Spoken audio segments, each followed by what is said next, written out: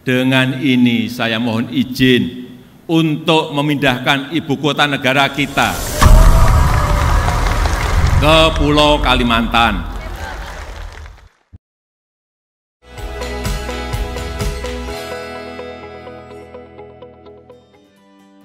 Hai semua, ketemu lagi sama aku Luna. Selamat datang di channel Ngomongin Uang. Nggak berasa ya, tahun depan di tahun 2024, rencananya Jakarta itu nggak bakal jadi ibu kota negara kita lagi. Karena ibu kota negara dan pusat pemerintahan bakal resmi nih dipindah ke Kalimantan. Tepatnya di Sepaku, Kabupaten Penajam Pasir Utara, Kalimantan Timur. Dan ibu kota baru ini bernama Nusantara. Kok rasanya kayak mimpi ya? Dari lahir kita taunya ibu kota negara Indonesia itu ya Jakarta. Nggak lama lagi bakalan pindah ke Kalimantan dengan nama baru yaitu Nusantara. Tapi ngomong-ngomong tentang ibu kota baru negara kita di Kalimantan, kamu kebayang nggak sih ibu kota kita nanti bakalan jadi kayak apa? Nih aku kasih gambaran dikit ya. Ibu kota Nusantara nanti tuh rencananya bakalan luas banget. Bahkan luas wilayahnya direncanain bakalan lebih besar dari kota Jakarta, Bandung, Surabaya, Medan, Palembang digabung jadi satu. Wah, ibu kota baru nanti luas banget dong ya. Tapi kira-kira bentuknya bakal kayak gimana sih? Terus gimana caranya kita bisa punya uang buat ngebangun kota seluas itu? Kira-kira berapa tahun ya yang dibutuhin buat ngebangun ibu kota baru ini sampai bener-bener tuntas? Nah, di video kali ini, aku mau bahas secara mendalam rencana ibu kota baru kita. Mulai dari kenapa sih harus pindah segala? Bentuknya bakal kayak gimana? Siapa aja ya yang bakal tinggal di sana? Sampai uangnya dari mana sih? Apa dari APBN atau dari utang? Yuk kita bahas satu-satu. Yang pertama aku mau cerita dikit tentang latar belakangnya dulu nih. Mungkin ada di antara kamu yang kepikiran gitu. Kenapa sih kita harus repot-repot pindah ibu kota segala? Kan pembangunan gitu risikonya banyak. Biayanya juga nggak murah. Jadi gini, kalau kita ngelihat dari perspektif tata kota, sebenarnya kota Jakarta itu bukan lokasi yang ideal buat jadi ibu kota sebuah negara. Dan perlu disadarin juga gitu. Kalau Jakarta ini sejak zaman Hindia Belanda dulu udah ngalamin pemekaran wilayah yang sangat luas dan padat. Di mana kawasan Greater Jakarta atau yang kita kenal sebagai Jabodetabek dinilai sebagai kawasan urban area terbesar nomor 2 di dunia. Di mana populasinya nih bahkan melebihi urban area di New York, Delhi, Guangzhou, dan juga Mexico City. Satu-satunya urban area yang lebih banyak penduduknya dari Jabodetabek itu cuma Tokyo, Yokohama doang. Padahal sebetulnya kawasan ini tuh nggak didesain sebagai wilayah yang mampu nampung jumlah penduduk yang banyak dengan lalu lintas yang padat. Termasuk jadi pusat ekonomi, pusat pemerintahan, sampai nampung event-event besar, acara kenegaraan, dan juga pertemuan besar yang diadain hampir tiap minggu. Kondisi kemacetan tinggi tiap hari, banjir tahunan yang terus ngelanda kawasan padat penduduk, sampai ketinggian tanah yang terus menurun dan mendekati permukaan laut. Ini tuh bikin kawasan Jakarta dan sekitarnya kayak bom waktu, yang tinggal nunggu waktu aja buat meledak.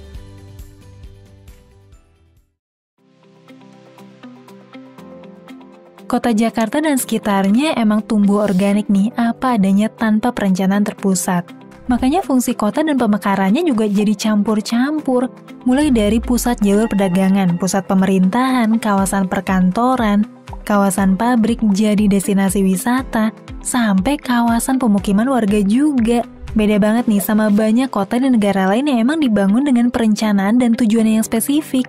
Misalnya Shenzhen yang dirancang sebagai pusat bisnis dan perdagangan, Washington dan Canberra yang dirancang jadi pusat pemerintahan, Silicon Valley di San Francisco yang dirancang sebagai pusat perkembangan teknologi digital, Hollywood yang dirancang sebagai kota industri perfilman, dan lain-lain. Nah, makanya, pemindahan ibu kota ini tuh bisa jadi keputusan yang tepat buat ngurangin beban kawasan Jakarta yang selama ini tuh udah padat banget dengan berbagai fungsi yang campur aduk. Dan ini tuh juga bisa jadi kesempatan bagus supaya negara kita bisa punya ibu kota negara yang dirancang dengan ilmu perencana tata kota paling terupdate. Sekaligus difungsiin sesuai sama tujuannya sebagai pusat pemerintahan. Oke, sekarang kita bahas kenapa sih harus pilih Kalimantan Timur. Kenapa nggak di area lain aja? Dan bukannya Pulau Kalimantan itu difungsikan sebagai area hijau paru-paru dunia ya? Nanti kalau dibangun ibu kota di sana bakal ngerusak alam dong. Oke, kalau berdasarkan rancangan pemerintah sih, pertimbangan lokasinya emang dibuat berdasarkan beberapa kondisi. Yang pertama, lokasinya dibuat sebisa mungkin ada di tengah-tengah Indonesia. Jadi harapannya pembangunan juga lebih merata dan perhatian pemerintah bisa menjangkau semua wilayah dengan lebih adil. Jadinya pusat perhatian pemerintah nggak terus-terusan berfokus di Pulau Jawa. Yang kedua, emang ada pertimbangan di mana Kalimantan itu adalah kawasan hutan hijau yang sebisa mungkin dilindungi kelestariannya. Dan makanya, rancangan Ibu Kota Nusantara ini emang ngangkat konsep kota hijau modern atau Forest City, yang rencananya bakal dioperasikan sepenuhnya pakai energi terbarukan. Buat gambaran aja nih, wilayah yang dijadiin Ibu Kota Nusantara ini bukan hutan hijau belantara ya, tapi hutan produksi kayu yang emang ditebang tiap 6-7 tahun sekali gitu. Nah, justru dengan dibangunnya ibu kota ini, kawasan seluas 2.500 km persegi bakalan ditanemin tanaman endemik atau se Kalimantan, kayak pohon kapur, kamper, kayu putih, meranti merah, bangkirai, dan masih banyak lagi. Dalam rancangannya, sekitar 75% area IKN ini bakal jadi ruang terbuka hijau. Jadi hampir semua wilayahnya tuh justru bakalan jadi area hijau gitu. Buat perbandingan aja, saat ini ruang terbuka hijau di Jakarta masih di angka 5,18%. Bandung di angka 12,25% dan Surabaya 22%. Menariknya lagi, Ibu Kota Nusantara direncanain cuma bakalan pakai energi terbarukan aja dengan pembangkit listrik tenaga angin dan juga tenaga air. Dan uniknya kendaraan yang boleh beroperasi di sana juga cuma kendaraan bertenaga listrik doang. Wah, kalau itu beneran bisa direalisasiin, keren banget ya kalau Indonesia bisa punya ibu kota negara dengan konsep Forest City yang dioperasikan pakai energi bersih dan dipenuhi sama kendaraan bertenaga listrik. Apalagi desain Istana Presiden nanti juga bakal unik banget loh, dengan konsep gedung berbentuk burung Garuda yang merupakan simbol negara kita, dengan ketinggian sayap 170 meter dari permukaan tanah, yang dibangun di tanah seluas 256 hektar. Konsep desain ini tuh dilahirin sama seniman patung terbaik yang sangat berpengalaman, yaitu Inyoman Nuarta yang sebelumnya udah berhasil ngasihin mahakarya, contohnya tuh patung Garuda Wisnu Kencana di Bali. Oke, sekarang pertanyaannya, ini semua kan baru rencana, baru rancangan doang. Realisasinya bakalan gimana nih? Persisnya cuma waktu ya yang bisa menjawab. Kalian yang nonton video ini di masa depan, ceritain dong di kolom komentar. Kira-kira udah sejauh mana sih realisasi dari ibu kota baru ini? Nah, terlepas baru rencana doang, secara teori keberlangsungan ibu kota baru ini tuh udah dipikirin cukup jauh. Yang pertama, IKN Nusantara ini bukan dipimpin sama gubernur atau wali kota, tapi sama seorang kepala badan otorita yang tingkatnya setara menteri. Posisi ini dipilih langsung, diberhentikan, dan bertanggung jawab langsung ke presiden. Selain itu, DPR juga udah ngesain UU nomor 3 tahun 2022 tentang Ibu Kota Negara. Artinya, walaupun Presiden Joko Widodo udah nggak menjabat lagi setelah 2024 nanti, Presiden periode setelahnya tuh tetap harus nerusin proyek IKN, karena proyek ini udah diikat sama undang-undang sebagai pembangunan jangka menengah dan jangka panjang. Oke, ngomong-ngomong jangka panjang nih, emangnya berapa lama sih estimasi proyek IKN ini berjalan? Dalam rancangannya, proyek IKN ini bakal dibangun secara bertahap dalam beberapa fase. Fase yang pertama itu di tahun 2020 sampai 2024 yang saat ini lagi berjalan. Tahap yang kedua berjalan di tahun 2025 sampai 2035. Tahap ketiga itu 2035 sampai 2045. Dan terakhir setelah 2045 bakalan ada pembangunan berkelanjutan. Saat ini tentu aja kita lagi di fase pembangunan pertama, yang meliputi infrastruktur dasar dulu kayak akses jalan tol dan juga transportasi dasar. Terus bendungan buat suplai air bersih, sanitasi, istana presiden, dan juga rumah dinas menteri sampai beberapa hunian dan perkantoran yang diharapin mampu nampung seenggaknya 500.000 orang. Sampai awal tahun 2023 ini, progres pembangunan tahap pertama udah mencapai 12%. Harapannya sih seluruhnya bakal selesai di tahun 2024, dengan estimasi nyerap 100-200.000 tenaga kerja. Nah, sekarang pertanyaannya, ngebangun ibu kota baru gini pasti perlu dana yang besar dong.